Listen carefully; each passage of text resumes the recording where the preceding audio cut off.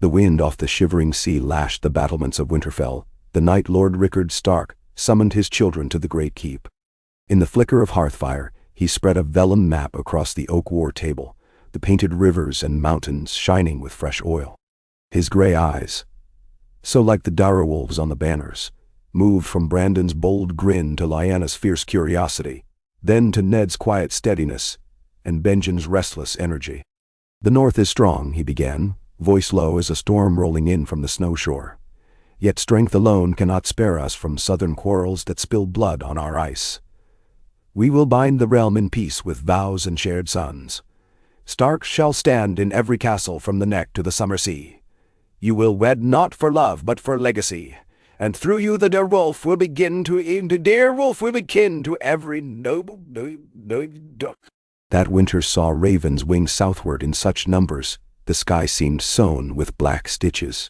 Rickard's couriers carried offers of gold steel blades and weirwood blesshealers, of timber from Wolf's Wood shipped by barge to Old Town shipyards, of trade packs rich with northern furs and amber. In return he demanded only hands in marriage, Brandon to Catelyn Tully as already agreed, Ned to Elia Martell, whose fragile health rumor claimed, craved cooler air Lyanna to Robert Baratheon of Storm's End, Benjen to Gwyneth Tyrell, the fourth daughter of Mace, and distant cousins to the Eyrie, Pike, and Casterly Rock. Southern lords muttered of northern arrogance, but maesters who measured coin against risk counseled acceptance. The North's stores of food and iron were insurance against lean harvests, its soldiers the stuff songs called on when Andals prowled. By spring every raven returned knotted with wax seals impressed by the kraken, falcon, lion, and sunburst. Summer broke warm and lush, and Winterfell's godswood became a garden of promised futures.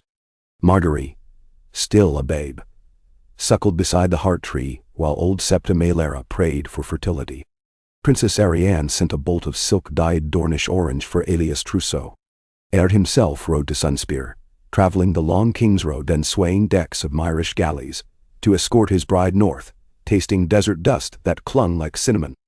Aelius smiled through pain, her lungs rasped thin as parchment, but said the northern air smelled of snow and hope. As the wedding feast ended, she whispered against Ned's collar that the cold did not frighten her. She would trade the Dornish sun for a safe hearth where her children might laugh free of plots.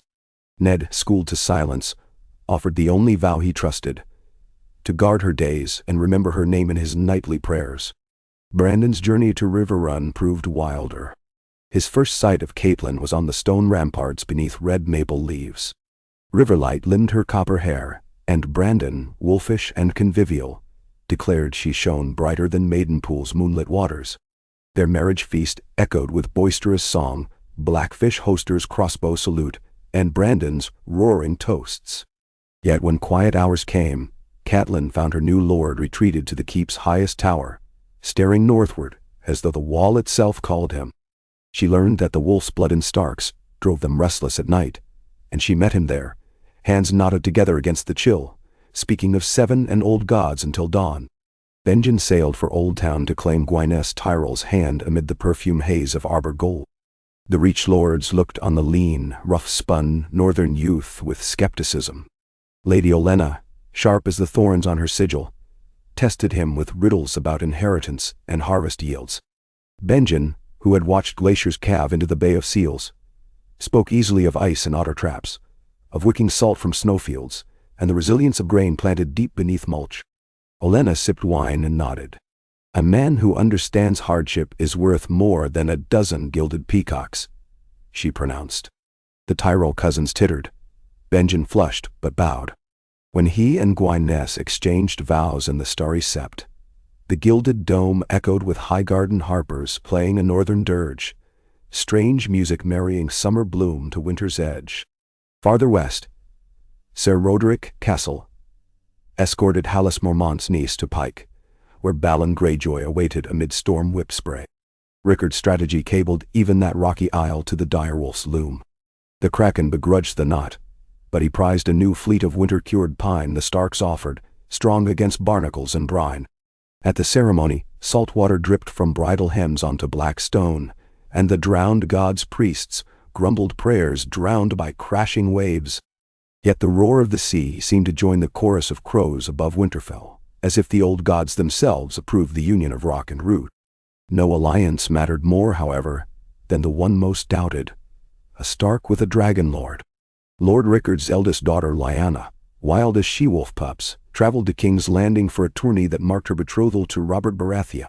There, beneath the Red Keep's looming shadow, Crown Prince Rhaegar Targaryen set harp to hand and sang of sorrow and silver roses. When he crowned Lyanna Queen of Love and Beauty with winter roses pale as new snow, the realm's breath caught. Robert vowed the song meant naught, yet his knuckles blanched around Stormbreaker. Rickard hastened ravens, reminding all that his daughter was promised. The kingdom's stability wound tightly around her ringed finger. But rumors fly faster than ravens. Some whispered the Stark wolf might steal a dragon for himself. Others feared the dragon would burn the wolf to ash. The web of marriages began to produce fruit. In Riverrun's nursery, Catelyn birthed twins, Elise and Roderick, inheriting the dark auburn of Tully and the sharp cheekbones of Stark. At Winterfell, Elia quickened with child despite Maester's doubts. Gwyneth Tyrell wrote of northern snowscapes, her letters perfumed with rose oil, describing how she planned a greenhouse within Winterfell's stone walls so rich flowers might bloom amid frost. On Pike, the Mormont-born bride coaxed Balon's sister Asha into correspondence with Sansa Stark, scribbling about shipwright secrets and weirwood carvings. Across valleys and seas, a new tapestry emerged. Raven feathers, river reeds, rose petals, seaweed, and sun-drenched sand twined with wolf fur. Yet old hatreds die hard. When Prince Rhaegar vanished with Lyanna, whether in flight or abduction, Robert's fury threatened to shatter every brittle thread Rickard had woven. But, unlike the familiar history of rebellion, the North now had brothers in every keep. Jon Arryn, whose nephew had wed a Stark cousin, refused Robert's plea for immediate uprising. Mace Tyrell, bonded by Gwynessa's vows, counseled patience. Doran Martell's sister was wed to Ned Stark. He demanded investigation rather than blood. Even Balon Greyjoy weighed the value of new northern timber against the lure of raiding. For the first time in living memory, Westeros paused on the cusp of war, and found itself bound to the North's steadiness. Rickard rode south, flanked not by spears, but by parchment. He convened a council at Harrenhal's blackened halls, summoning every lord who bore a Stark married relative. Beneath melted towers, representatives of 7 houses gathered. Rickard's words carried like war horns. If dragons and storms clash, all we have built will burn. Let the realm judge truth before blades are drawn. He proposed a trial of honor by the Kingsguard, held at River Run where neutral Tullys could host. King Aerys, half mad yet desperate for calm among shifting alliances, consented. So it was that Sir Arthur Dayne and Jaime Lannister escorted Lyanna and Rhaegar before a panel of maesters, septons, and northern wargs brought to sniff lies from hearts. There, before thousands, Lyanna spoke. She had fled in love, not fear. She carried Rhaegar's child and wished to wed him in secret, but would bend to her father's will. Rhaegar pledged annulment of his first marriage and offered to foster his sons Rhaenys and Aegon in Winterfell as hostages of trust. Robert's heartbreak seethed. Yet Stannis, ever cold-eyed, reminded him Storm's End now had cousins among Starks and Tyrells. War would set nephew against aunt, brother against sister. Robert swallowed his rage like sour ale. He accepted a different bride, Brandon and Catelyn's sister Lysa, forging Tully and Baratheon anew, binding wolf and stag through river water. The wedding at River Run became a second harvest festival for the realm's tenuous peace. As the alliances knitted tight, ravens told of wildlings massing beyond the wall. Benjen, who had taken black in this timeline as in the true, wrote of giants stirring and others glimpsed by torchlight. Hoping to avert northern calamity, Rickard demanded each great house send a token force to Castle Black. It was an unprecedented levy. Lannister crossbowmen, Tyrell outriders, Dothraki trained spears of the sun from Dorne, blue-cloaked Arryn falconers on mountain ponies, Kraken-sigilled longbowmen in seal leather. Together, they marched under direwolf banners, past the last hearth, toward frozen dread. When White Walkers emerged in swirling storm, the southern men saw horror no small folk tale could capture. Side by side they fought beneath glass candlelight from Melisandre's prayer lanterns and the old god's silent gaze. Wildlings offered safe passage south for service, joined under a new symbol, a snarling wolf encircled by 8 smaller sigils. In the crunch of frozen bones, men from Highgarden died beside Ironborn. Baratheon hammers shattered whites alongside Dornish spears. Those who returned south bore scars and stories that turned halls quiet.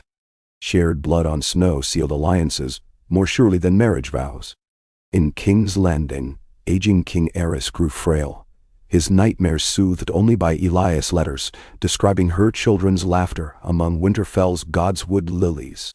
When he died, a fever or poison whispered by Lannister tongues, Rhaegar ascended with Lyanna Queen beside him.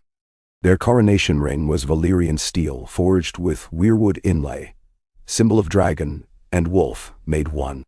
Rhaegar's first decree named their son Jaehaerys foster heir of Winterfell, until his majority, and proclaimed a great northern-southern charter. Each great house would send one child to be fostered by another, rotating every 5 years like season. Tyrion Lannister journeyed to Sunspear. Mira Tyrell was sent to the Eyrie. Theon Greyjoy to Casterly Rock instead of Ned's ward. Little Jon Arryn to Pike. The realm's heirs grew up speaking each other's dialects, sharing sept and godswood alike, learning to duel with spears and chess pieces. Time, however, tests all compacts. When Balon Greyjoy's ambitious brother Euron returned from smoke-wreathed Valyria with a hull of dragonbone, he challenged the peace. He claimed the Reach's vineyards by right of Kraken and threatened Old Town's towers with black powder smuggled from Yeti. Yet Gwynessa's letters to Highgarden spoke of Benjen's love of her children and his promise that any Ironborn aggression would be met first by their own father's blade. Balon, swayed by family, imprisoned Euron and sent his head to Winterfell as cautionary gift. The Kraken's tentacles curled inward, contained by bonds of kinship. In the Reach, a blight struck golden fields. Hunger loomed. Yet cargo wagons rolled from White Harbor, bearing salted cod, grains, and barrels of northern mead. At harvest's end, Mace Tyrell toasted Lord Rickard as the truest gardener of kings, whose seed of unity had sprouted in southern soil. The toast went unchallenged even by Lord Tywin Lannister, who saw that trade with the North kept the Golden Tooth Mint busy and his debts to Braavos manageable. Ned Stark and Aelia Martell's eldest daughter Nymeria Stark, named for the Dornish warrior queen, showed early talent in bending ice to will, shaping snow sculptures that stood for days. When Nymeria traveled to Sunspear for her name day, she met her half-brother Aegon. Rather than envy, she offered him a direwolf pup. Aegon wept with joy, and Dornish court soon wore wolf pelts dyed crimson to honor the little princess of Winterfell. In return, Dorne sent lemon cakes and silk to the north, summer flavors brightening winter nights. Even Casterly Rock, proud and aloof, warmed. Ser Jaime rode north to compete in the wolf tourney. Jousts across frozen lakes, axe-throwing in pine glades. He lost a lance duel to Brynden Riverwolf Tully Stark, but rose laughing, claiming he had never tasted air so pure nor defeat so sweet. He returned south with cheeks red from northern cold, and from conversation with Lady Daisy Mormont, whose bear strength unhorsed him in melee. Rumor of their troth sparked in hearth corners. The years turned. Children born of unions blossomed into Generation Direwolf. Edric Baratheon Stark wielded warhammers and ice axes. Asha Greyjoy Stark plotted sea routes carrying smoked trout to Lannisport.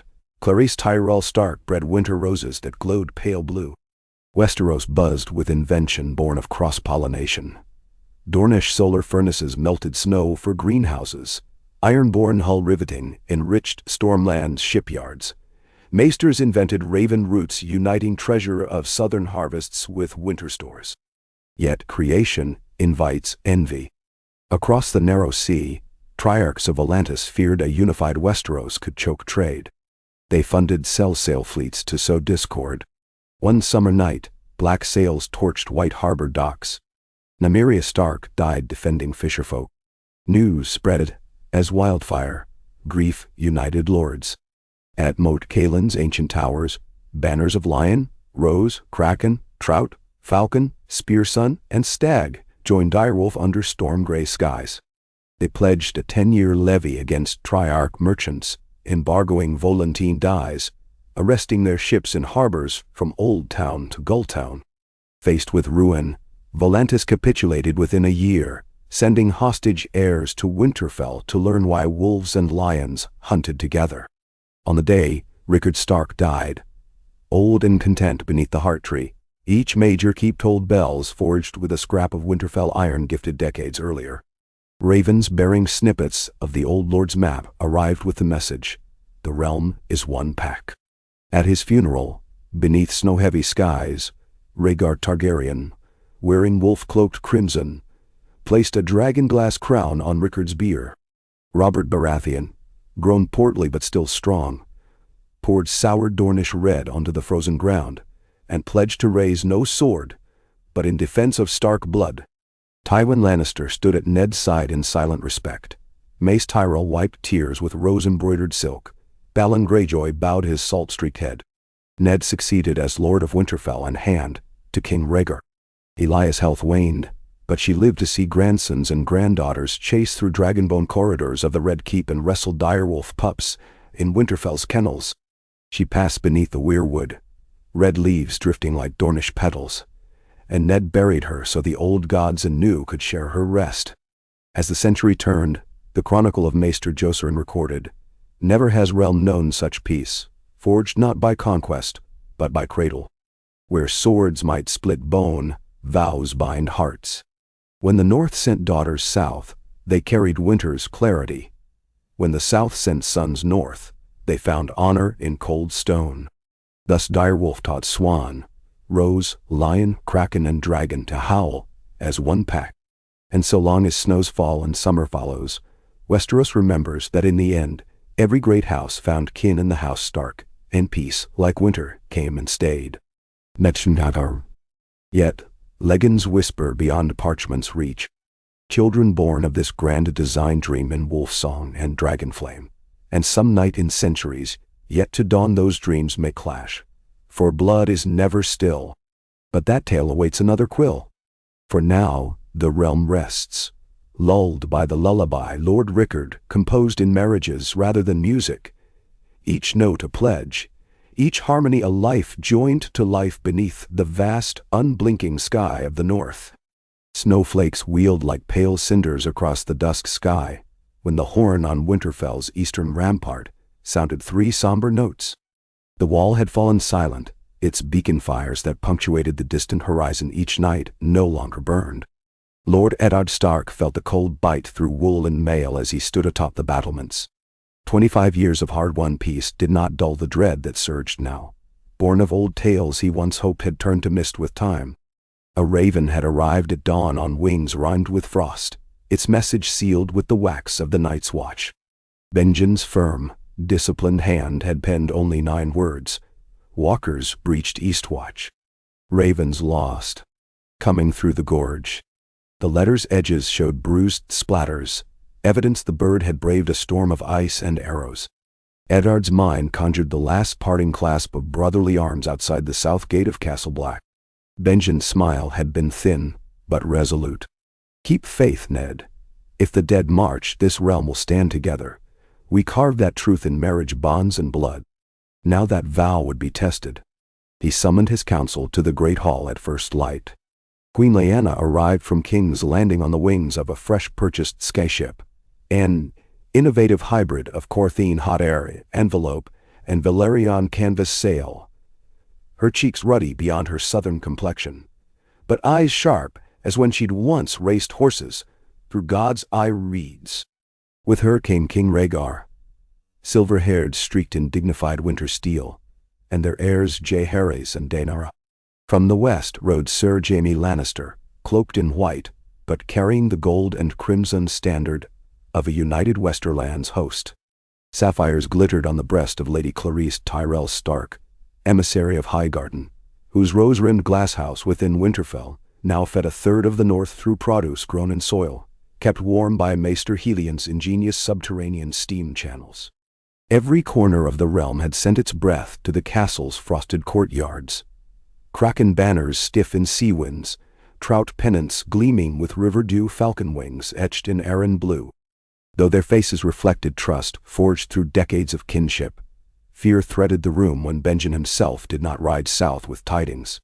A hush fell as Maester Helion handed Ned a final communiqué, an ivory cylinder from the archmaesters of the Citadel containing chipped fragments of black dragon glass, and a warning that Qyburn's dusty texts recalled only one certainty: dragonglass guides magic.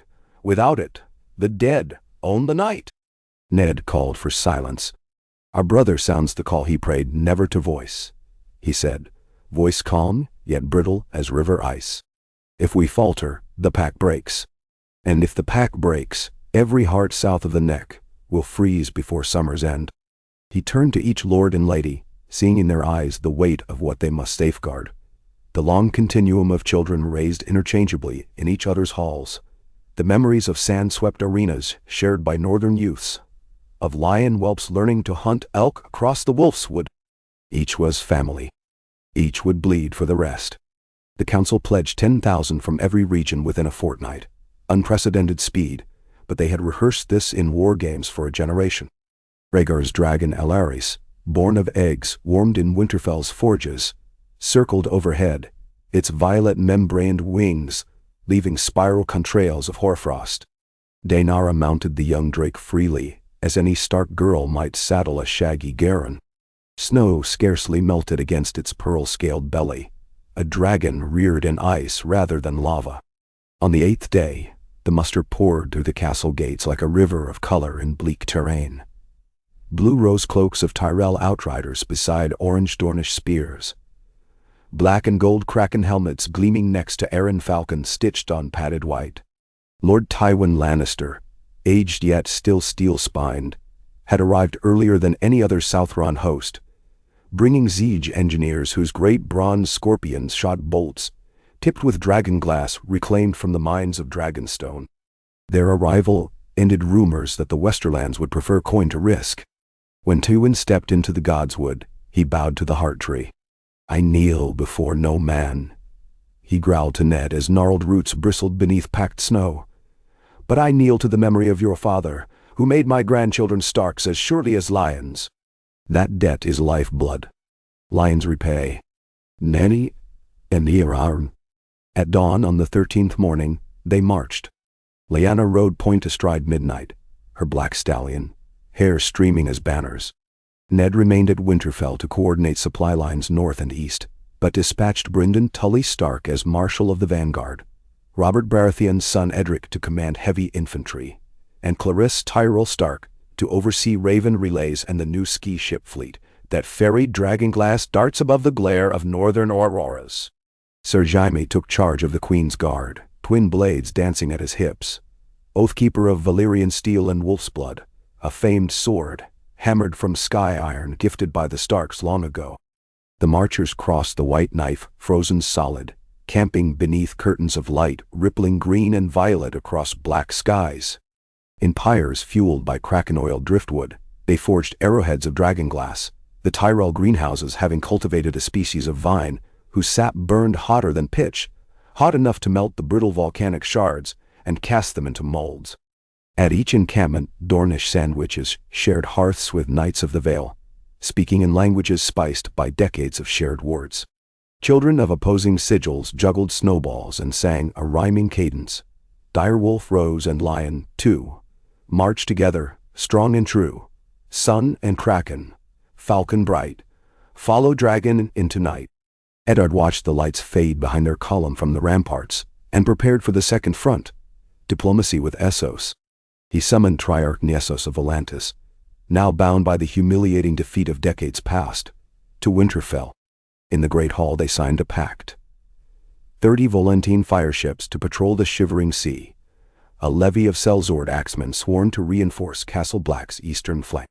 In return, Westeros lifted tariffs on jade and saffron for 5 years, and offered the Triarch's second son a wardship in Highgarden. Nessos pressed quill to parchment quickly. He remembered too well what alliance of wolf and dragon could do. Across the narrow sea, other city-states followed suit, sending grain and wyvern leather armor. The very nations that once sought to splinter Westeros now lobbied to preserve its unit. Commerce had learned the language of kin. One evening, snow came thick as wool. Rhaegar, warming his hands before a brazier in the solar, spoke to Ned of prophecy. "The song of ice and fire has long haunted my dreams," he murmured. "I believed it would require dragon and wolf to mend the realm. It did. But songs seldom end upon a single refrain. This night, the harp strings tremble anew. The White Shadow's chorus demands another verse. Perhaps our children must weave that melody." Ned did not speak of prophecy. He spoke of logistics. 3 new granaries at Moat Cailin, storehouses in the Stony Shore, and prayed in silence that granaries mattered more than songs.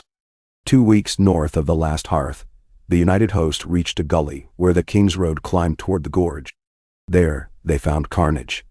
A column of rangers frozen in grotesque tableau, mid-scream, eyes chip ice blue.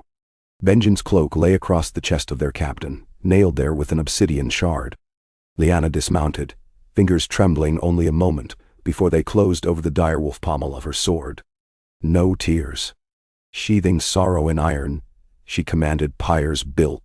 The silent dead gazed as flame consumed them. But Benjen's body was not among them. That night, the dead attacked.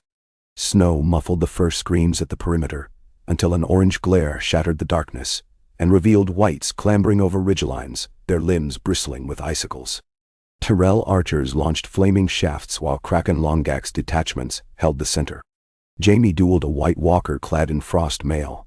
Oathkeeper shattered its crystal blade and buried dragonglass in its throat, exploding the creature into shards that tore his cheek. Lady Clarisse directed the skyship Light of Hope overhead. Its crew tipped braziers and rained sapphire blue wildfire, invented by pyromancers of King's Landing and honed by Dornish alchemists, onto the undead tide. Where blue fire touched snow, it hissed like vipers and left only steam. Dawn revealed the cost. 600 slain, 3 White Walkers destroyed, but far greater hordes saw the smoke and came shambling. The host withdrew toward the gorge, leaving cairns marked by every house sigil carved into weirwood discs, a universal tombstone. They reached Eastwatch's western breach. The wall stood fractured, an amphitheater of shattered ice cliffs. Waves of undead spilled through the gap, guided by a colossal figure astride a pale, antlered elk corpse with eyes of frozen starlight. The Lord of Bones had been reborn in white form, bearing Benjen's black cloak stitched crudely to his shoulders. Lyanna's cry broke against the rift. She would have charged had Jaime and Edric not seized her reins. Clarisse Tyrell Stark's ravens soared with word to Winterfell, and Ned's jaw set as if hammered to anvil. A council convened in the crypts before the statues of Stark lineage. There he proposed the gamble that would decide the realm. A strike force of scions, one from every bonded house, would slip behind undead lines to the Night Fort, rumored seat of ancient magic. If the legends were true, there a hidden matrix of black ice carved by Brandon the Builder could channel dragonglass into a pulse capable of unbinding walkers within 100 leagues. Old Nan's stories spoke of a heart of the wall, a thrumming core woken only once before in the Dawn Age. Volunteers stepped forward. Daenerys Targaryen with dragon Elleries, Nyra Greyjoy Stark, Seaborn Archer and niece to Balon, Willis Arryn Tyrell, slight of frame but unmatched at puzzle locks, Rhaenyra Martell Stark, sand in his blood and snow on his lashes, Lynette Lannister Mormont clad in bronze Baron Grave plate, Jon Trout Tully Baratheon whose river-strong shoulders carried a warhammer to... Ned gave them clasped ropes of dragonglass beads in a single command: return as one, or not at all. They rode north with a dozen silent sisters, disguised as corpse wagons, and passed unnoticed among whites until they reached the Night Fort spiral stair. Within its obsidian throat they found the heart, a black crystal pulsing faintly under centuries of ice sediment. Willis knelt, hands trembling over cogwheels of frozen bronze, speaking numbers under his breath like prayers. Nyra Greyjoy poured sea salt from a pouch across the base, citing myths that salt weakened dark enchantments. Raynor Martell pressed his burning hand, haunted by Dornish fire dancers, to the crystal until it glowed. At last, Daenara touched her palm to the surface while whispering Valyrian lullabies her mother taught her. The crystal brightened, then spasmed with white light that raced into the walls. An echo like thunder rolled the length of the wall. In distant valleys, whites jerked stiff, blue fire vacating their orbits before they collapsed into shattered porcelain. Outside Eastwatch, the Lord of Bones faltered. Benjen's corpse tumbled from his elk's steed. Lyanna broke ranks to retrieve him, tears freezing on her cheeks. But the elk reared once more, propelled by some deeper necromancer's will, perhaps the great Other itself. From the broken castle's courtyard, a second figure emerged. A grayscale masked woman, whose eyes burned unearthly green. The necromancer Wraithmaiden, legend of Skagos nightmares, had harnessed shadowbinding, never seen south of Ashai. She hissed incantations in tongues older than Kiskari, weaving the shards of fallen White Walkers into a new monstrous guardian. Clarice Tyrell Stark saw the abomination forming and ordered ski ships to dive in strafing runs. The light of hope descended, wildfire bombs primed, but a gale of black frost burst upward. Wraithmaiden's counterspell, shredding its envelope and scattering crew like autumn seeds. Daenara, astride Ellerys, rose from the gorge, saw the wreckage and screamed a dragon's fury. The young drake's pearl-white flame, superheated as suns, bathed Wraithmaiden's shield in brilliant glare. Shadow fought light. Thunder cracked. Jaime advanced through chaos, wielding wolf's blood, cutting down half-risen whites before they could stand fully. And Edric Baratheon hurled Stormbreaker through the air. Its obsidian-inlaid head shattered the necromancer's talisman. Wraithmaiden's shield imploded, drawing her into its collapse. When the dust settled, only shards of glass shadow remained, melting like negative snowflakes. In the stillness that followed, Benjen's waking groan broke hearts.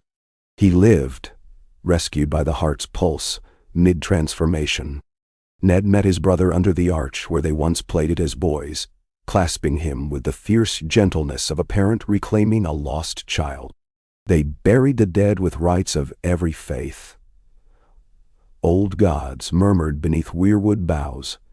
7-pointed stars carved in ice. Drowned god benedictions whispered into snow. Fire kisses from red priestess torches. In that mingling of rites, the realm found final proof that bonds of blood outmatched dogma. Ned outmatched. Spring followed in the strangest of ways. No crocus blooms pierced snow, and yet heat spread subtly from the wall's reconstructed heart as the dragonglass matrix kept beating, turning wintry gales milder. Fields thawed weeks early across the gift, enabling first plantings of a new grain engineered by Maester Helion. Ice barley, bred from Dornish saffron wheat and northern rye, resilient to frost. Children who had marched as pages returned, burnished heroes. Their sigils now quartered to show every house they'd fought beside. Bards coined verses of the day, the wolf howled for all, and small folk named babies Lyanna, Benjen, Daenara. In King's Landing, the Red Keep's throne room hosted a grand council. Rhaegar and Lyanna proposed the Pact of the Realms reforged, perpetual fosterage, a triennial assembly of lords at neutral Moat Cailin, shared northern-southern militia garrisons at every former border. Tywin Lannister added a codicil, establishing a royal bank to fund joint defense, seeded by Lannister gold, but administered by a council of maesters and septas. Balon Greyjoy, weathered like salt-split rope, surprisingly seconded Tywin, better to loan gold than to bleed it, and pledged 1/10 of annual Ironborn plunder to the treasury, legitimizing raid riches as taxable income rather than outlaw gain. When the votes were cast, only 3 minor Stormland houses dissented. They were overruled in numbers never before seen. Behind this triumph loomed whispers. What of the dragons? Ellerys' survival proved dragons were not extinct relics but living fulcrums of power. Some lords feared a future when drakes hatched only for House Targaryen and its Stark kin.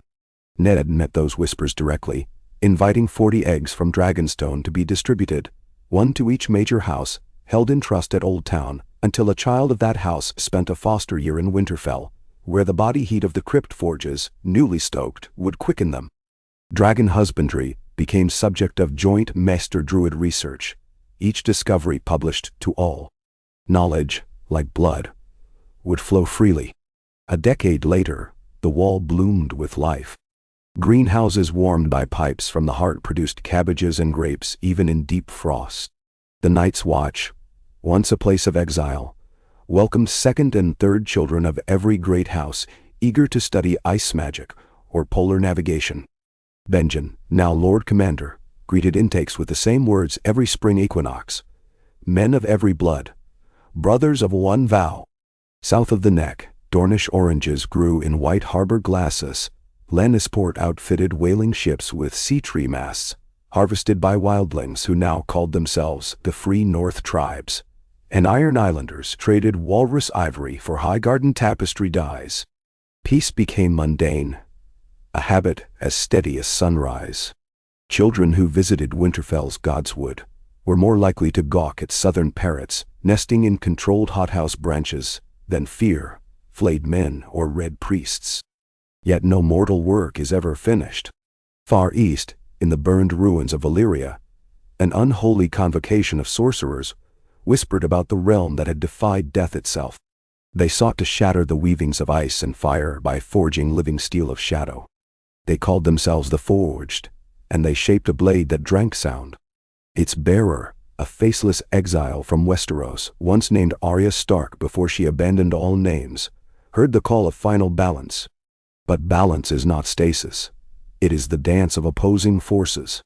She watched from shadowed shores as ravens bound west, her eyes reflecting the shapes of wolves, lions, roses, krakens, dragons, and she wondered if even the purest alliance could survive the silence of her blade.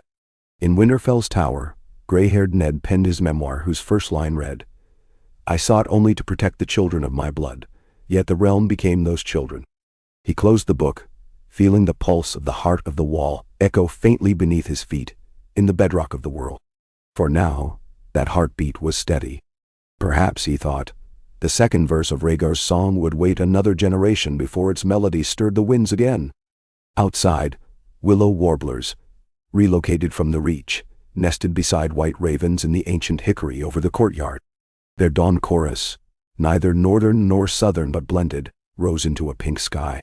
From the kennels, direwolves howled back, 7 distinct voices woven together until they sounded like one unified note.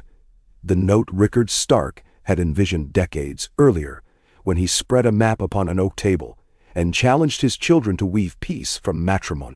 That note carried now across every keep, every ship, every market stall that bore sigils quartered into rainbow heraldry. So long as that harmony endured, winter's teeth would break against it, and the realm would greet each dawn with a song familiar but ever-changing, ice and fire and rose and lion, sung as one. Rain fell like molten glass the night Maester Helion detected the first anomaly in the heart's cadence. Seated alone beneath the crystal apertures that funneled its resonance through the tunnels of the wall, he felt the ordinary thrum slacken, as if a lung had exhaled too far and could not draw breath again. Frost crept over his spectacles, while his quill shuddered on parchment, each ink blot a widening bruise upon the white. He listened, head tipped against the black ice, and counted heartbeats. 59 to the minute instead of 60. By itself that meant little. Magic breathed and ebbed like any tide. Yet the silence between pulses tasted different, metallic, uncanny. He dipped quill once more and wrote a single line destined for Winterfell. The heart stutters. The raven bearing this note winged south through a sky scabbed by thunderheads. When it reached the rookery, Ned Stark was 5 days in the Godswood, presiding over the joint moot of Free North Tribes and Stark bannermen. He read Helion's words by Weirwood torch, and felt old unease stir in marrow, long tempered by peace. He summoned John Trout Tully Baratheon, now sworn master of the Ravens, and bid him dispatch a flurry of messages to every stronghold. "The pulse wanes," he told John. "We must learn why before winter answers the dwindling signal with claws. In distant Highgarden, Clarice Tyrell Stark felt the message like cold water across her knuckles. She dismissed the Council of Vintners and rode at once to the glass cathedral that housed her most daring experiment, a replica fragment of dragon glass set in vines whose roots curled around shards. When she pressed an obsidian tuning fork to it and struck, the echo that once danced in perfect harmony with the heart now returned dull, like a song warbled through wet cloth. She whispered a Reachman's prayer to the maiden and ordered servants to pack the shard for a journey north. If the forge of the wall faltered, her replica might reveal where fissure began. Meanwhile in the Erie, Willis Aaron Tyrell studied ledgers of airports where ski ships moored across the Val's mountain airfields. He traced intersecting lines of trade and troop deployments on a sand table before the moon door, then swept the figures into a leather satchel and mounted his wyvern-bred condor. He flew under the veil of night, determined to trace any ripple in magics that traveled the hidden ley lines, stretching from the frost fangs to the fingers. Yet the first to see evidence of sabotage was not a maester or lord, but a glassblower's apprentice in White Harbor named Kessa Thorne. She had stoked a kiln to craft winter roses of spun crystal when the glow of the furnace guttered green. The glass within slumped, refusing shape, and sparks hissed through the chimney with a scream like metal shearing bone. Kessa stumbled back, eyes watering. When she dared approach again, the molten pool had iced solid, heat leached as if devoured. She gathered the ruined lump, and remembering tales of walkers frozen in glass prisons, sent it by courier to Benjen at the wall. Benjen watched the lump frost over in his bare palm. Within its core bobbed a thin thread of silver, quicksilver, but moving against gravity, spiraling like a living worm. He cracked the lump in two and smelled it. Ozone, sulfur, and the faintest note of grave soil. "Castile," he muttered. He ordered the Silent Sisters to sift every drift nearest the breach for metallic dust. 3 days later, a sister returned with a skin of powder so dark it swallowed torchlight, and within it, fragments that chimed at the edge of hearing. She spoke in low Valerian words the order had not heard aloud in centuries. Sangris Velis, blood of shadows. Benjen bowed his head. He knew only one region where such alloy was rumored to be forged, the smoking sea and the desolation of Valyria. Across that very sea, on a cliff knuckled with black slag, Arya, who had shed all names yet could not shed the ghost of her direwolf Nymeria, stood before a forge built from dragon ribs. Around her, the forged chanted invocations to nameless things beneath the fiery flood. They wore masks shaped by nightmares, eyeless faces, crescents rimmed with serrated teeth, helms hammered into silent screams. Their forge master, the blind queen, plunged the sound drinker blade into a cauldron of blood steel, quenching it in living sacrifice, offered by zealots eager to feed the weapon. Arya listened to their hymns as though they were wind through dead leaves. She had walked too far, crossed too many masks, to feel horror. Only purpose remained. Yet each time Sound Drinker rose from the blood, Arya saw not victory but reflection. Her own face shifting from child of Winterfell to no one to something unmoored. A visage with all features erased. The blade's edge devoured whisper, echo, heartbeat, leaving only hush. The forge desired to send it west in the talons of a skyworm, to slice the heart's song at its source and still all magic that bound the living. Arya had claimed she would wield it. She had told them Westeros must fall silent, so the many-faced god could collect unperturbed. But alone in firelight, she steadied herself on long-discarded memories. Warm bread from the winter town, Joan's laughter when he gave her needle, the steady hush of her mother's lullabies drifting from a turret. Those sounds had shaped her. The forged would erase them. Did she hold allegiance to a god of many faces, or to the beating hearts that still sang? She whispered to the steel as it cooled, "Which of us is more hollow, the blade or the girl?" Sound Drinker drank her voice, leaving only shape of words on lips. No one answered. At Winterfell, the conclave assembled beneath banners half furled by sleet. Rhaegar arrived on wings of a silver wyvern bred in the summer isles. Lyanna rode midnight still, though gray tipped the stallion's mane. Ned presided with Clarice at his right, Willis at his left, and Benjen's raven perched above. They studied relics of sabotage. The black powder Benjen recovered, Clarissa's dulled dragon glass, shards of Kessa's failed glass rose. Maester Helion spoke of harmonic frequencies, swallowed by a foreign resonance. Not merely absence, he said, tapping diagrams, but inversion. A force creating negative sound, anti-sound. Nemu. Rhaegar's gaze sharpened. A blade that kills music. He recalled prophecy of harp strings snapping like sinew. If shadow steel can mute the heart, then those who forged it can still the breath of every living thing. The room stilled as if demonstration already begun. To learn more, they required witnesses from Valyria. Few dared that ash-choked coast, yet 3 merchants from Cahor traded in scaled skins and glass candles, stolen at ruin's edge. Ned dispatched Daenara Targaryen with Elares to intercept them at sea and bring them north for questioning. Daenara caught their cog off Cape Wrath. She perched atop her iceborne dragon, frost rimming its spines. The merchants surrendered before flame ever flared. In Winterfell cellars of black stone, they spoke under the mellow strain of Tyrell Truthwater. They told of a forge that bound sound and shadow in crucibles of beating hearts, commanded by a masked acolyte once called Cat of the Canals. Arya's name whispered like a ghost. Ned's hand clenched. He remembered a wolf child darting through courtyard shadows, her laughter bright as bells. She carries a sword that drinks song, the eldest merchant confessed. When it passed above us, our bells fell dumb. Sails flapped without whistle, even gulls lost their cries. Benjen shivered.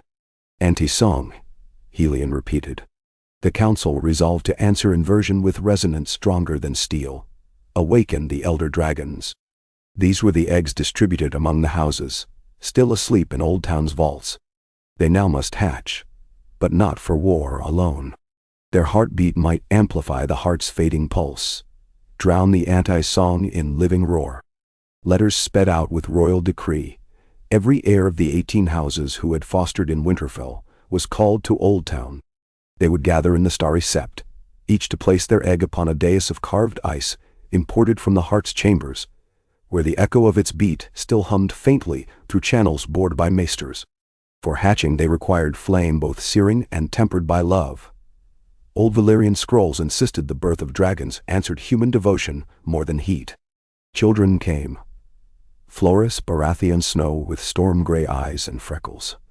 Tymon Greyjoy Lannister, hair gold at crown and black at temples. Brianna Martell Mormont, tall as a spearwoman. Petya Tully Tyrell, whose hands smelled of soil and river water. They stood within a broken star of runes, while archmaesters chanted passages from the Lay of Arax. Each child whispered secrets to their egg, promises of guardianship, tales of first heartbreak, hopes too small for public ear. Flame rose from braziers of silver. The eggs remained inert. Despair crept among the archmaesters. Then Petya Tully Tyrell knelt, cut her palm, and let blood spatter the swirling blue shell like cherry petals. The egg quivered.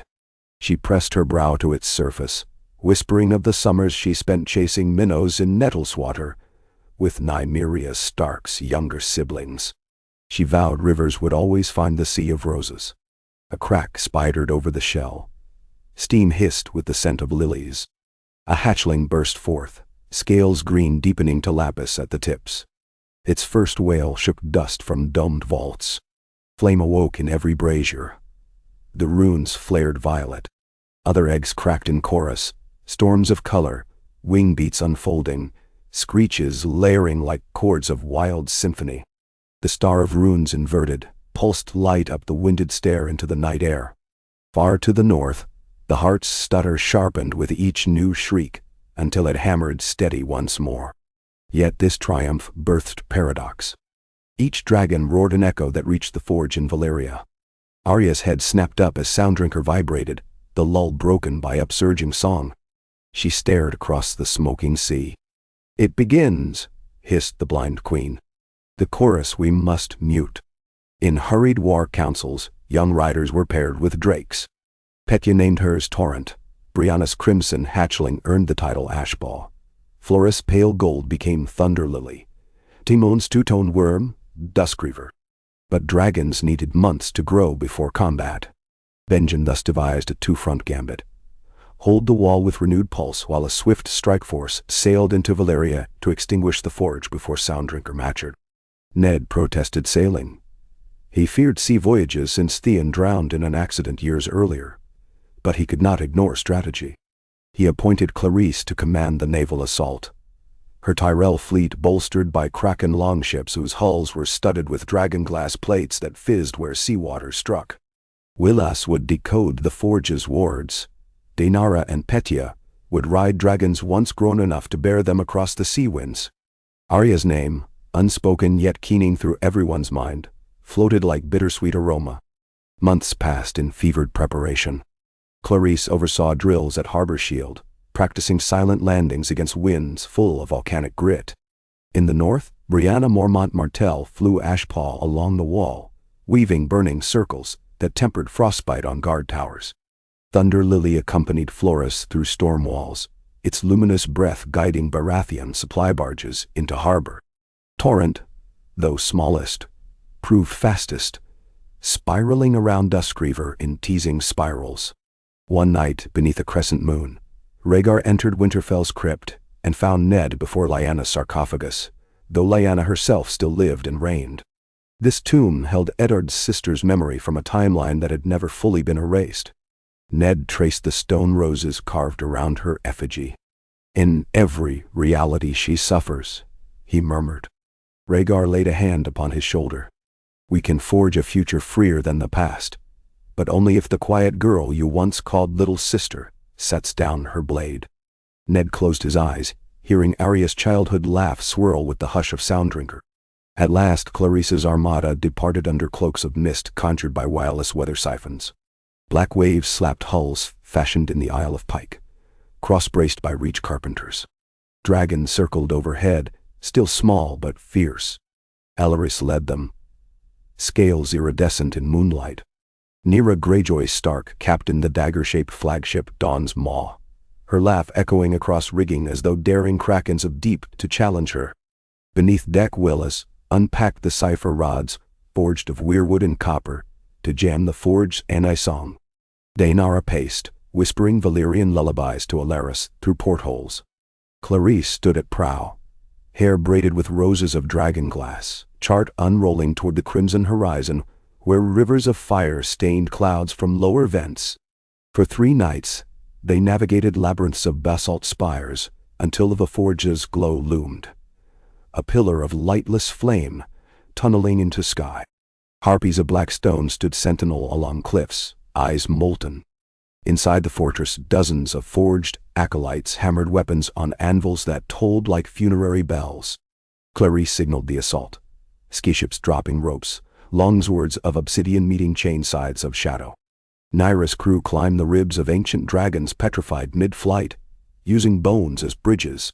Alleris dive-bombed, breath of pearl fire shattering parapets. Arya emerged atop highest rampart, Sounddrinker sheathed in a scabbard woven from human sinew. She watched the battle spread like wildfire across her forge's skin. When Clarisse breached the grand gate, Arya descended stone stairs as silent as falling ash. Inside the nave, Willis set his rods into grooves along the floor, aligning runes to capture the forge's inverse frequency. He needed 3 minutes of uninterrupted focus. Shadow-forged devourers, creatures half-formed from melted steel and memory, slithered between pylons, aiming for his heart. Daenara leapt from chandelier chain, blade flashing. Torrent buzzed through the nave's broken oculus, his tiny roar a rabid whistle, chewing a devourer's head clean off. Willis flicked switches, the rods hummed. Clarisse confronted the blind queen on a dais of sparking embers. Mask glinting, the queen raised a molten hammer. Rose blades met shadow iron, sparks flaring crimson and black. Clarisse's footwork traced the measure of roses in bloom. Forward, pivot, sweep, drilled since childhood fencing lessons. Yet the queen swung with timeless fury, each strike dimming torches as if drinking their glow. Clarisse's parry caught the queen's wrist, twisting hammer-free. She sliced upward. The mask split, revealing sockets of molten silver weeping smoke. The queen did not bleed, but disintegrated into flurries of ash that swept toward the heart of the forge to congeal again. Meanwhile, Naira reached the crucible where blood steel boiled. She wrenched a kraken-jawed lever that tilted cauldron toward sea. Molten metal cascaded, sizzling into waves. Steam erupted, shrouding battlefield. Forged acolytes shrieked as their lifework drained away. Arya stepped from haze before Ned's forces at the nave's threshold. She did not raise Sounddrinker. She held it point down, tip resting on obsidian floor. Ned's troubled voice rang behind the northern line. He had insisted on joining despite protests, traveling in Alaris harness. He walked past Clarice, past Dinara, past Willis Rod's spinning arcs of light. He halted before Arya, eyes deep as first winter night. Between them stretched time, blood, love unsaid. He spoke her childhood name, the one she feared forgetting. The forge walls thrummed, hungry to swallow it. Sounddrinker vibrated, as if to pounce on syllables mid-air. Arya's blank face fluttered, eyelids quivering. She remembered Bran falling, Lady's howl, Joan's face above the wall, Gendry's sturdy rowstrokes down the Blackwater. She remembered dancing with Needle under the Red Keep's moon, tasting lemon cakes, weeping onto Sansa's shoulder after father died. She remembered every face, then felt the weight of the nameless calling that had led her to erase them. Could a wolf forget its pack? The forging chant rose behind as acolytes rallied around their queen's reformed shell. They poured toward Arya. Sounddrinker held high his banner. Ned removed his glove and extended hand. "Come home, little sister." Sounddrinker hissed, tasting Ned's voice, but Arya lifted blade away from him. In a single motion, she reversed grip and plunged steel into furnace hearth, cleaving the channel where anti-song pulsed. Silence devoured the forge, swallowing screams of its masters, swallowing clang of clarions, swallowing roar of battle.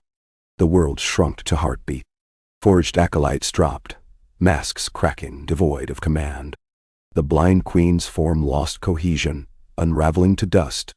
Silence remained, but different. Not hollow. Pregnant. Arya knelt. Sounddrinker melted, shadow streaming into cracks of stone like ink into parchment. When at last a new sound bloomed, dragon hatchlings' cries carried on wind, Arya wept for the first time since Braavos. They sailed home, bearing wounded and relics, leaving forge ruined. Atop Winterfell's battlements, Helion waited, listening to the heart. It pulsed healthy, sure. Each throb now harmonized with distant hatchlings, resonance weaving across sky. In the months that followed, recovery work spanned continents.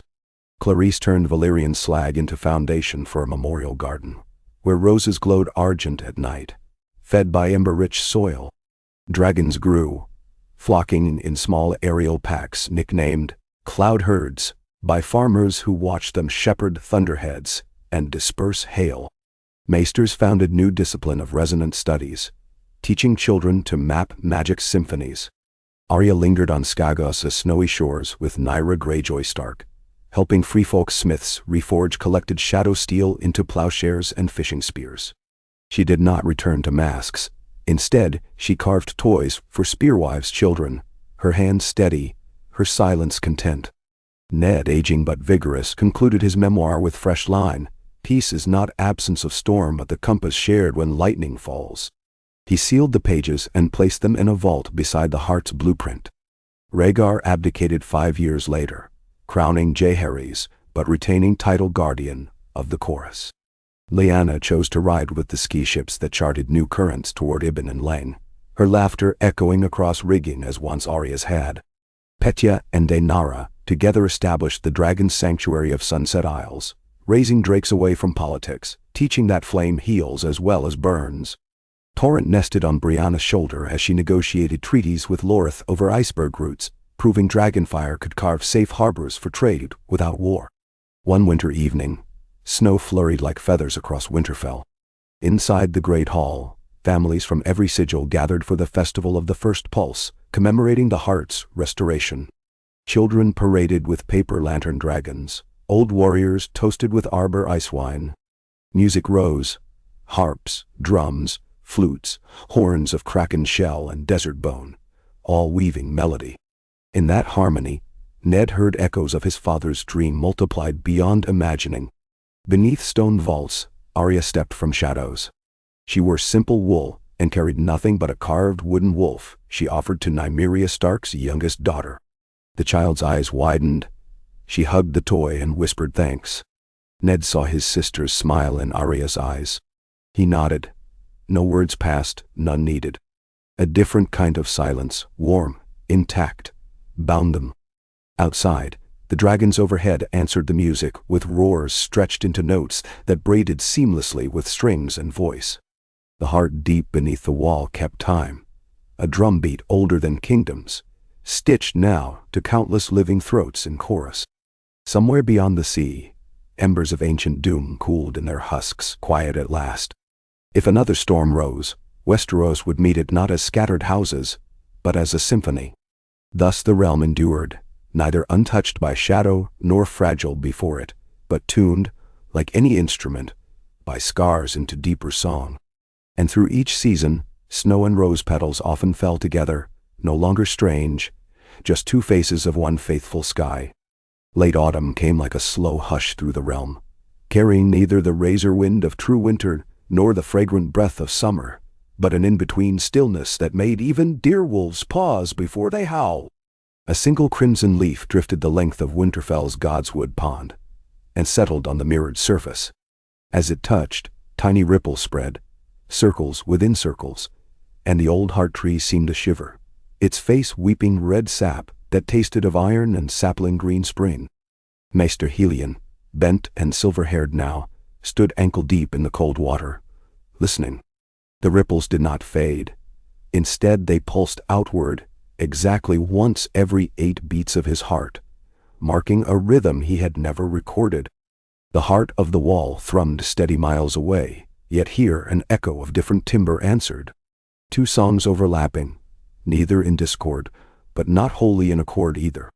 That evening, Helion knelt before Lord Ned Stark beside the hearth.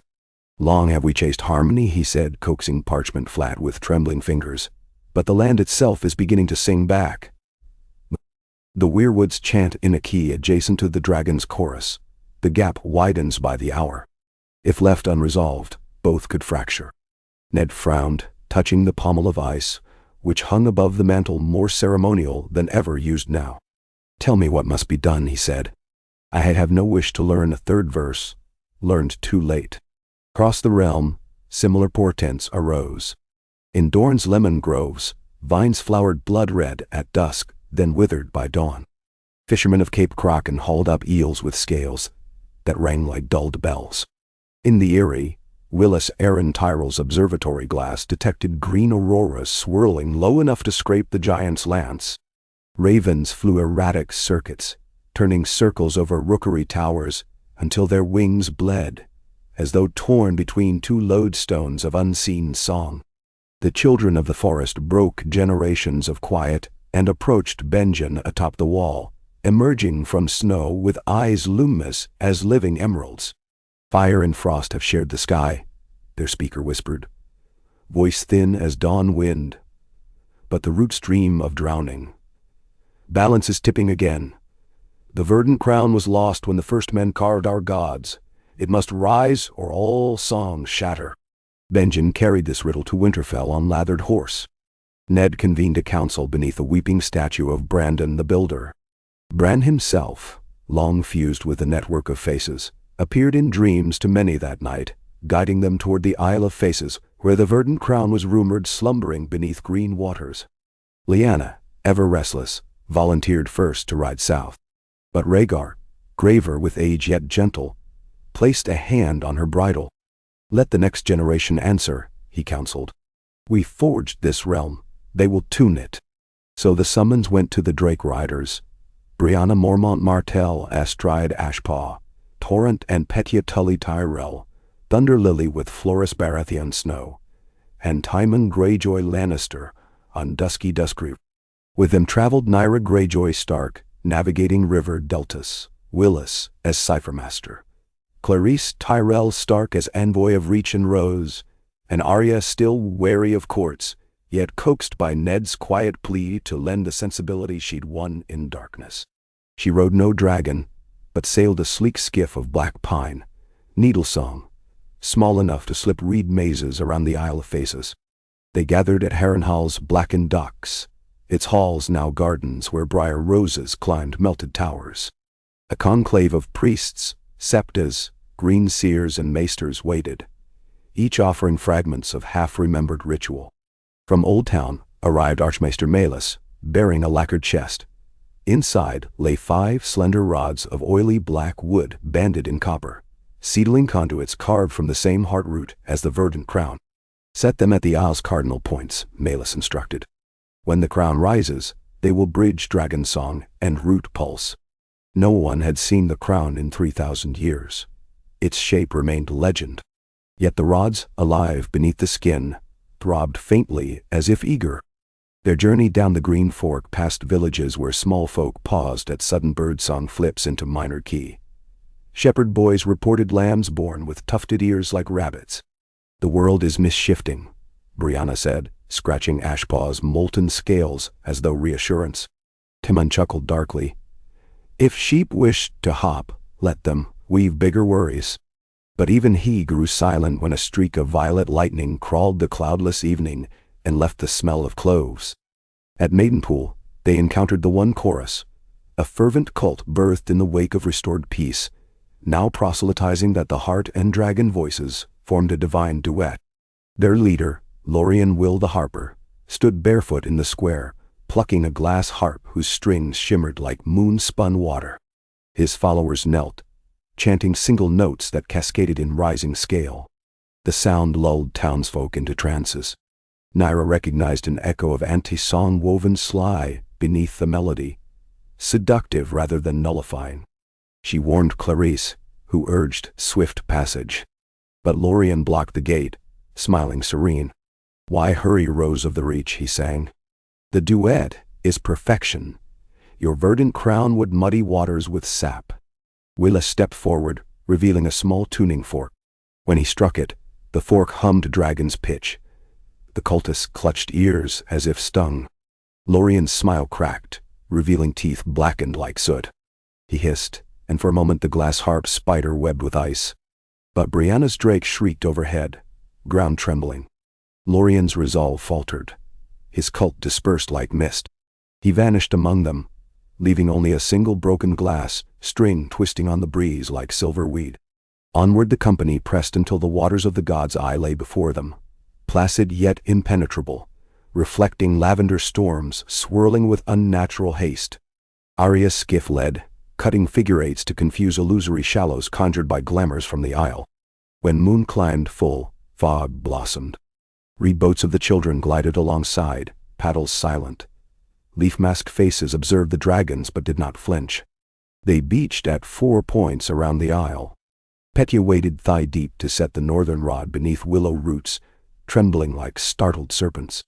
Floris hammered the western rod into chalky shore, Thunder Lily coiling above to guard. Brianna planted the southern rod among cypress groves, where heart faces glimmered faint green in bark. She whispered a mormont blessing of snow and bear string. Timon trudged to eastern ridge of stones carved by forgotten hands, sinking his rod among them with a grin and a quip about staking claims for both kraken and lion. Willis carried the central rod toward the heart pool, its waters black under starlight.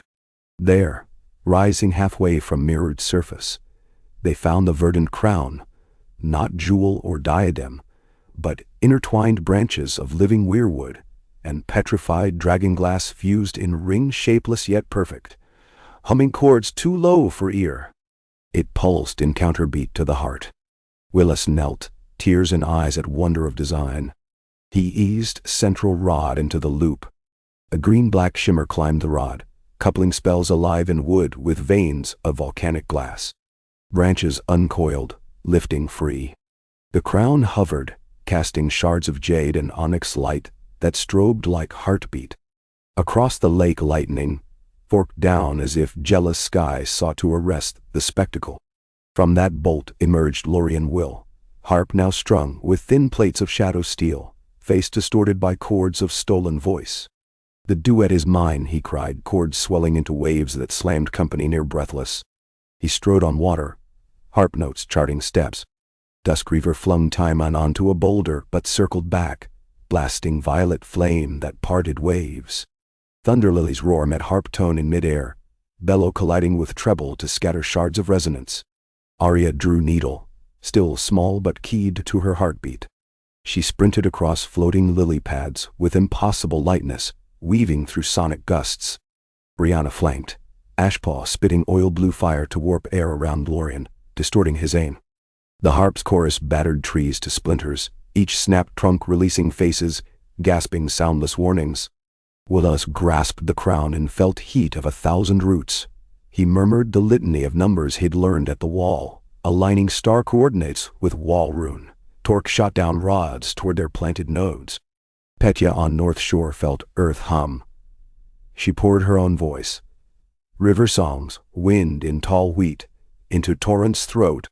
Dragonfire rippled aqua, fused with water vapor into a prismatic beam that linked to rod in flash of searing light. 4 beams met at center, feeding crown. The weirwood glass ring flared, casting luminous vines of energy outward. They wrapped Lorien's harp, silencing its strings. They spread beneath lake, storing silt centuries thick, revealing faces carved in stone older than men. Lorien screamed as vine of living light lanced through his chest, extracting blackened teeth of anti-song. The cult robes twisted into petals, then drifted away. When vines withdrew, nothing remained but harp bones bleached and harmless. Crown settled onto Wallace's shoulders, yet did not weigh him. It floated a finger's breadth above skin. Pulse traveled rods back to shores. There the children bowed, their eyes shining dew. Across Westeros, the weirwoods exhaled. Crimson leaves rustled, and men far distant felt an unfelt burden lift from chest, as though night terrors easing. High above, Alaris and elder dragons wheeled, their roars folding smoothly into new harmonic wave now co-tuned with rustle of leaves. No clash, no tremor. The minor key dissolved. 2 songs unified into symphony subtle as tide. Stillness fell. Stars brightened as if scrubbed clean. Timon laughed first, a short bark that startled owls. Brianna whooped, hoisting Ashpaw's claw as though shaking a comrade's hand. Arya, standing knee-deep in lilies, closed her eyes and smiled. A rare, full smile, then flicked water toward Petya, who retaliated, splashing Torrent's snout. Needle slid home at her hip, content. At dawn they departed, crown-born and specially crafted surround of glass petals, forged by Clarisse's artisans. Children guided them through fog, parted like curtains now, as if Isle itself offered benediction. When they reached River Junction, near River Run, small folk lined banks cheering, for word had raced ahead on the wind itself, that the root had found heart, and heart accepted root, and realm rang true again. Flowers bloomed in patterns never seen, roses striped wolf gray, tulips tipped gold and sea green. Lambs bleated in perfect fifths, amusing shepherds. Archmaester Malus measured barometric pressures, smoothing worldwide. Storms mellowed. In Winterfell's great hall, old friends gathered to bear witness. The crown hovered to settle finally above twin thrones carved of ice-rimed weirwood intertwined with dragonbone. One for realm's greenseer, Bran, whose spirit flickered like candles across every carved face, and one for guardian of the chorus, roll pass from Rhaegar to Jaehaerys at coronation. Yet Bran's presence merely smiled through leaves. He sought no throne. Thus the crown drifted, spun once, and chose Petya, surprising all. Petya bowed low, hair bright river copper. She spoke, quiet vow, to mediate seed and ember, root and flight. Ned watched, pride shining behind stern composure. Lyanna's hand squeezed Rhaegar's.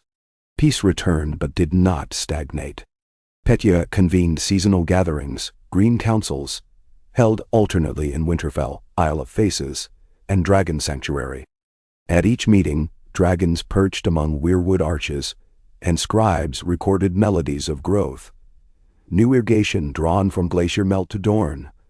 Arbor wines now kissed by frost notes, matured in cavern cellars. Fisheries managed by Kraken scholars, ensuring tides remained balanced. Arya took to wandering again, yet not fleeing. She visited small villages teaching children, water dance footwork to help balance on slippery quays. Sometimes at dusk, she played wooden flute carved from Sound Drinker's last solid remnant, a flute whose notes rang pure, neither too loud nor hushed. Farmers paused to listen. They said her melody made wheat straighten. Clarice returned to reach to oversee Rose Valerian Conservatory, grafting verdant vines to hold new strains of dragonglass that grew like crystals along branches. Harmless, luminous, gathered at festivals to craft jewelry, glinting night sky purple. Timon convinced Lannisport shipwrights and pike boatsmiths to collaborate on hulls layered in Kraken leather and lion bronze. Their blended fleets explored Jade Gates, returning with cinnamon and tails of sea turtles larger than houses. Brianna and Florus kept the northern watch. They built rookeries for hatchling dragons high upon mountains of the moon, forming aerial guard that scattered any would-be raiders from Essos long before they neared. Willis codified harmonic counsel into runic treatise, teaching novices how to read weirwood root echoes and dragon dreams as complementary languages of probability. One spring Petya felt the crown pulse. She rode Torrent to the western cliffs where the ocean sighed with promise. There she met a ship, battered but triumphant, captained by explorers who had sailed beyond sunset and found lands of jade-stalk forests and rivers warm as blood. They spoke of tribes who carved faces into living crystal trees, who welcomed them with salt cakes flavored with pepper unknown. Petya nodded. Harmony did not mean stagnation. She invited their envoys to Winterfell, offering glimpses of dragons and weirwood as tokens of trust. Years carried forward like steady drums. Those born after first forging of peace grew into adults for whom multi-sigil quarterings felt normal, whose lullabies mingled Dornish claves with iron-born thrum drums and northern reed pipes. Cabins in the gift housed maesters, giants, and spearwives, debating crop rotations. The royal mint stamped coins bearing two faces. On one side, direwolf curled around Rosen lion. On the other side, a spiral crown half glass, half leaf. And sometimes, late at night, when flicker of hearth embers dimmed to coal and castles lay hushed, one might hear from the north a low, slow pulse. Harmonic, sure, an oath inside every stone. Listeners smiled in their sleep, breathing to its rhythm, unaware that as they dreamed, the crown somewhere deep in green chamber glowed faintly. Dragon wings rustled overhead in sky alight with gentle auroras of copper and gold, neither ice nor fire, but tempered some. Balance held. Yet watchfulness lived in marrow of any realm. The children kept vigil under moon-silver leaves. Benjen's successors patrolled the wall, though few threats came. Arya, older now, sometimes stood atop those ramparts with hair whipped gray, scanning Icelands for shapes. She sensed that songs, even perfect ones, need rests and crescendos. But for that time, she could rest blade and trust that if discord rose, there would be others, petal and scale, claw and root, ready to weave it back into music. Far across seas, beyond maps, the echo of heart and crown mingled with whale song, drifted through coral labyrinths luminous under twin moons, seeped into caverns where dragons once molted scales in ages lost. On shores where new allies gathered, children of distant trees touched foreheads to crystal bark, and felt through roots a greeting from lands they had never trodden. A welcome, set in rhythm older than footsteps, promising that when they at last crossed water, they would find a place in chorus already awaiting their part.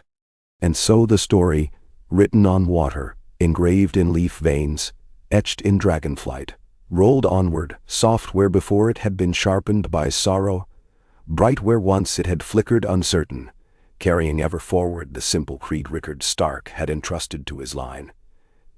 In solitary winter, a wolf may perish, but in boundless pack, every season can turn to spring.